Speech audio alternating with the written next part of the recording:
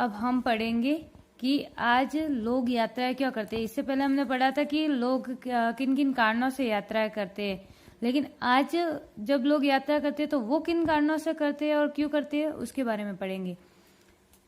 एक बार फिर मानचित्र एक को देखें। अब दोबारा मानचित्र को देखने को कहा है। क्यों कहा है? पहाड़ियां, पर्वत और समुद्र इस उपमहाद्वीप की प्राकृतिक सीमा का निर्माण करती है। आपके लिए एक प्रश्न बनता है कि प्राकृतिक सीमा किसे कहते हैं, तो उसका उत्तर होगा कि किसी देश की सीमा जब पहाड़, पर्वत, नदियां एवं पेड़ पौधे बनाते हैं तो उस सीमा को प्राकृतिक सीमा कहते हैं। और मैं आपको मानचित्र के द्वारा भी बताना चाहूंगी कि जम्मू कश्मीर से लेकर यहाँ तक हमारे हिमालय है जो कि एक प्राकृतिक है, इसको किसी ने बनाया तो नहीं ना, तो ये एक प्राकृतिक सीमा हो गई। यहाँ पे जल तीनों ओर से गिरा हुआ है तो ये भी एक प्राकृतिक सीमा हो गई। तो प्राकृतिक सीमा किसे कहते हैं ये तो आपको पता चल गया। ये आपके लिए बहुत अच्छा प्रश्न है, आप जरूर इसे अपनी कॉपी में लिखें। हालांकि लोगों के लिए इन सीमाओं को पार करना आसान नहीं था। जिन्होंने ऐसा चाहा वे ऐसा कर सके, वे पर्वतों की ऊंचाई को छू सके तथा गहरे समुद्रों को पार कर सके। इन जैसे जंगल है, नदियां है, समुद्र है, पहाड़ है, इन पर चढ़ना या इन्हें पार करना इतना आसान नहीं होता। जंगलों में जानवरों से डर होता है, पहाड़ों से गिरने का और समुद्र में डूबने का, लेकिन जिसमें हिम्मत थी उन्होंने पार करके दिखाया।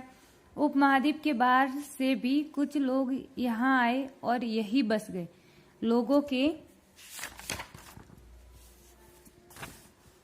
इस आवागमन ने हमारी सांस्कृतिक परंपराओं को समृद्ध किया। यानी कि जब लोग यहाँ आए तो यहाँ की संस्कृति को देखा, उन्होंने पुनः अपने देश में गए तो वहाँ पे बताया कि वहाँ के लोग इस तरह से रहते हैं। तो ऐसे एक दूसरे की संस्कृति का आवागमन होता है। कई 100 वर्षों से लोग पत्थर को तराशने, संगीत रचने और यहाँ तक कि भोजन बनाने के नए तरीकों के बारे में एक दूसरे के विचारों को अपनाते रहे हैं। देश के नाम अपने देश के लिए प्राय इंडिया तथा भारत जैसे नामों का प्रयोग करते हैं। वर्तमान में हम इंडिया और भारत, हिंदुस्तान को इन्हीं नामों से जानते हैं ना, 3 नाम। इंडिया शब्द इंडस से निकला है। इंडिया शब्द किससे निकला? इंडस से। और इंडस जिसे संस्कृत में सिंधु कहा जाता है, यानी कि हमारी जो सिंधु नदी है भारत में आने से पहले पाकिस्तान में अब आती है, वर्तमान पाकिस्तान में। तो सिंधु नदी को अंग्रेजों ने इंडस कहा, ईरानियों ने हिदोश कहा और यूनानियों ने इंदोस कहा। तो उन्हें सिंधु नाम तो आया नहीं, अलग अलग नाम लिए, तो उसी नामों से हमारे भारत का भी नाम पड़ता गया। एक क्या बन गया? इंडिया। अपने एटलस में ईरान और यूनान का पता लगाओ। अगर आपके पास एटलस हो, मानचित्र, विश्व मानचित्र, तो उसमें आप ईरान और यूनान देशों को देख सकते हो। लगभग 2500 वर्ष पूर्व उत्तर पश्चिम की ओर से आने वाले ईरानियों और यूनानियों ने सिंधु को हिदोश अथवा इंदोस और इस नदी के पूर्व में स्थित भूमि प्रदेश को इंडिया कहा है। मतलब मैं आपको मैप के जरिए बताती हूँ कि इस भाग से आया है। मतलब ये पूरा मैप तो है नहीं विश्व का, लेकिन इस तरफ जो ईरान और यूनानी थे वो भारत में आए। हमारे भारत में यहाँ पे ये सिंधु नदी है। पहले ये अखंड भारत था, पूरा भारत था, अभी पाकिस्तान तो बना है 1947 के बाद। तो इस सिंधु नदी को हिदोस और इंदोस कहा और अंग्रेजों ने इसे इंडस कहा, तो इससे फिर इंडिया बना। और ईरानियों और यूनानियों ने कहा कि ये जो चित्र है ये तो भारत है, सिंधु नदी का, हिदोस और इंदोस, और जबकि ये बाकी का चित्र है वो क्या है? इंडिया।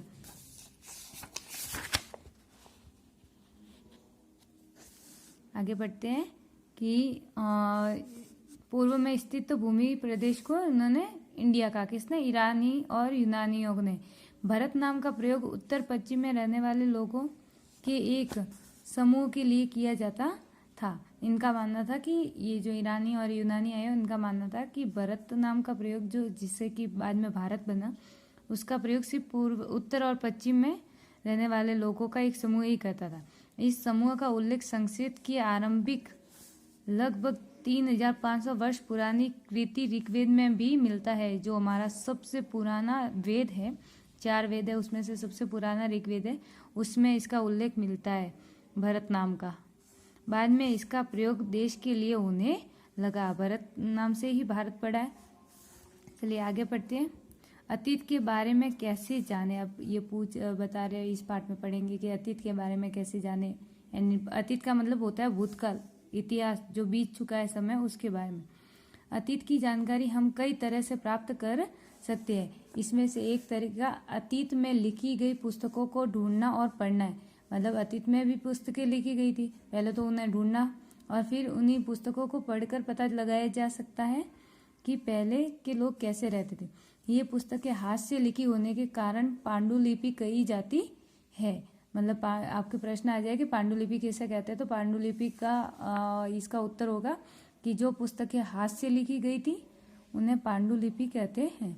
अंग्रेजी में पांडुलिपि के लिए प्रयुक्त होने वाला मैन्यूस्क्रिप्ट शब्द लैटिन शब्द मैनू, जिसका अर्थ हाथ है, से निकला है। इसका मतलब अर्थ बताता है कि पांडुलिपि को इंग्लिश में मैन्यूस्क्रिप्ट कहते हैं और मैन्यूस्क्रिप्ट जो लैटिन शब्द मैनू से निकला है और मैनू का अर्थ होता है हाथ से निकला है। ये पांडुलिपियां प्राय ताड़पत्र अथवा हिमालय क्षेत्र में उगने वाले भुर्ज नामक पेड़ की छाल से विशेष तरीके से तैयार भोजपत्र लिखी मिलती है। ये जो पांडुलिपियां है वो भोजपत्रों पर लिखी जाती है। भोजपत्र एक भुर्ज नामक पेड़ होता है, उसकी छाल पर, ये नीचे देखिए, ये एक पेड़ की छाल है जिसको उखाड़ के उसे इस तरह से तैयार करके और उसके ऊपर हाथ से लिखा गया है।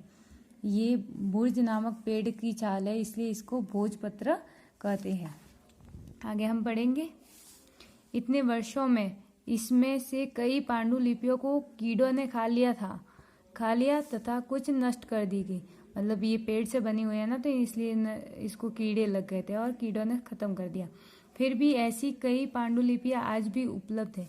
प्राय यह पांडुलिपियां मंदिरों और विहारों में प्राप्त होती है। इन पुस्तकों में धार्मिक मान्यताओं, व्यवहारों, राजाओं के जीवन, औषधियों तथा विज्ञान आदि सभी प्रकार के विषयों की चर्चा मिलती है। ये जो पांडुलिपियां थी इसमें धार्मिक मान्यता, जैसे धर्म के लिए पूजा पाठ, राजाओं के जीवन के बारे में, औषधि, कौन सी औषधि किस काम आती है उसके बारे में, विज्ञान शब्द कोई वर्तमान का नहीं है, ये वेदों में भी मिलता है। तो विज्ञान आदि प्रकार सभी विषयों पर क्या की जाती थी, चर्चा मिलती है। इनके अतिरिक्त हमारे यहाँ महाकाव्य, कविताएं तथा नाटक भी है। इसमें से कई संस्कृत में लिखे हुए मिलते हैं, जबकि अन्य प्राकृतिक और तमिल में है। प्राकृतिक भाषा का प्रयोग आम लोग करते थे। हम अभिलेखों का भी अध्ययन कर सकते हैं। ऐसे लेख पत्थर अथवा धातु जैसी अपेक्षाकृत कठोर सतहों पर उत्कीर्ण किए गए मिलते हैं। अभिलेख का है तो ऐसे लेख जो पत्थर अथवा धातु जैसी अपेक्षाकृत कठोर सतह पर उत्कीर्ण किए गए हैं, है ना। अभिलेख का ये भी एक प्रश्न है। कभी कभी शासक अथवा अन्य लोग अपने आदेशों को इस तरह उत्कीर्ण करवाते थे ताकि लोग उन्हें देख सके, पढ़ सके तथा उनका पालन कर सके, और कठोर वस्तु पर होने के कारण उसे कोई नुकसान भी नहीं होता था। कुछ अन्य प्रकार के अभिलेख भी मिलते हैं जिनमें राजाओं तथा रानियों सहित अन्य स्त्री पुरुषों ने भी अपने कार्यों के विवरण उत्कीर्ण करवाए हैं। उदाहरण के लिए प्राय शासक लड़ाइयों में अर्जित विजयों का लेखा जोखा रखा करते थे। मतलब शासक जब भी कोई युद्ध जीत जाते थे तो उसका लेखा जोखा रखते थे इन अभिलेखों के द्वारा। फिर आगे है, क्या तुम बता सकती हो कि कठोर सतह पर लेख लिखवाने के क्या लाभ थे? ऐसा करवाने में क्या क्या कठिनाई आती थी? अब ये एक अच्छा प्रश्न है, आपके परीक्षा में भी आ सकता है। तो कठोर सतह पर लिखवाने से क्या लाभ थे? क्या लाभ थे कि उसे नुकसान नहीं पहुंचाया जा सकता था, कीड़े नहीं लगते थे, कोई फाड़ नहीं सकता था, खराब नहीं कर सकता था, सड़ नहीं सकता था, और इसलिए वो बचा रह सकता है। और इसे लिखवाने में कठिनाइयाँ क्या आती थी? कठोर वस्तु होने के कारण आसानी से लिखा नहीं जा सकता था और ना ही कम समय में लिखा जा सकता था। इसमें लिखने में भी समय भी अधिक लगता था और गलती होने पर उसे मिटाया भी नहीं जा सकता था। इसके अतिरिक्त अन्य कई वस्तुएं अतीत में बनी और प्रयोग में लाई जाती थी। ऐसी वस्तुओं का अध्ययन करने वाला व्यक्ति पुरातत्वविद कहलाता था। अब एक और प्रश्न, पुरातत्वविद किसे कहते हैं? तो अतीत में बनी और प्रयोग में लाई जाने वाली वस्तुएं जिनका अध्ययन करते थे उन व्यक्तियों को पुरातत्वविद कहते हैं। पुरातत्वविद पत्थर और ईंट से बनी इमारतों के अवशेषों, चित्रों, मूर्तियों का अध्ययन करते हैं। वे औजारों, हथियारों, बर्तनों, आभूषणों तथा सिक्कों की प्राप्ति के लिए छानबीन तथा खुदाई भी करते हैं। इसमें से कुछ वस्तुएं पत्थर, पकी मिट्टी तथा कुछ धातु की बनी होती थी। ये देखो, ये धातु से बनी हुई है, ये मिट्टी से बनी हुई है। इस मिट्टी को सेका गया है, नहीं पकाया हुआ है, इसलिए ये अभी तक जिंदा है। ऐसे तत्व कठोर तथा जल्दी नष्ट न होने वाले होते हैं। पुरातत्वविद जानवरों, चिड़ियों तथा मछलियों की हड्डियां ढूंढते हैं।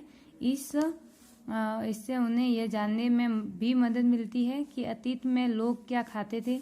वनस्पतियों के अवशेष बहुत मुश्किल से बच पाते हैं क्योंकि वनस्पतियों को तो कीड़े लग जाते हैं, सड़ जाते हैं। यदि अन्न के दाने अथवा लकड़ी के टुकड़े जल जाते हैं तो वे जले हुए रूप में बचे रहते हैं। इस तरह भी उन्हें अवशेष मिलते हैं। क्या पुरातत्वविदों को बहुधा कपड़ों के अवशेष मिलते होंगे? यानी कि जो कपड़े पर यूज़ किए जाते थे, क्या उनके अवशेष मिलते होंगे? ऐसा प्रश्न किया था। आप खुद इस प्रश्न की ढूंढने को कोशिश कीजिए। इससे आगे हम अगले वीडियो में पढ़ेंगे। धन्यवाद। और मेरे वीडियो पसंद आया हो तो लाइक, शेयर एंड सब्सक्राइब। और इससे आगे का वीडियो मैं पार्ट 1 में बना चुकी हूँ।